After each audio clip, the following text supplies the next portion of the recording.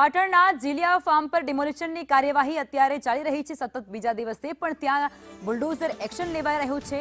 Revenue survey number 166માં દબાણ ઊભું કરવામાં આવ્યું છે, જેમાં 7010 ચોરસ મીટરનું આ દબાણ કરી અને ભાવેશે આખું ફાર્મ બનાવ્યું હતું। પશુઓ માટેની ગૌચર જમીન પર દબાણ કરવામાં આવ્યું હોય તે પ્રકારનો ખુલાસો પણ થયો છે।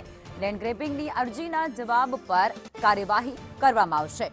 ગૌચર પચાવી પાડવાને લઈ અને ફોજદારી કાર્યવાહી પણ ભાવેશ ઉપર થઈ શકે છે। આ દબાણ જીલિયા ગામે રેવન્યુ સર્વે નંબર 166માં હતું, જેમાં 71.10 ચોરસ મીટર જમીનમાં દબાણ હતું અને અરજદારની દબાણદાર જે છે એની બાજુમાં જ ખેતર આવેલું છે, એમાં એને 500 મીટર ચોરસ મીટર જમીન એને કરાવી અને તેમાં કોઈ બાંધકામ નથી કરેલું, ફોજદારી થઈ શકે છે। પરંતુ અરજદારશ્રીએ લેન્ડ ગ્રેબિંગની અરજી કરેલી હોય તો લેન્ડ ગ્રેબિંગનો જે મિટિંગમાં જે નિર્ણય આવે એ નિર્ણય આધારે નીચેની વિભાગોએ કામ કરવાનું રહે।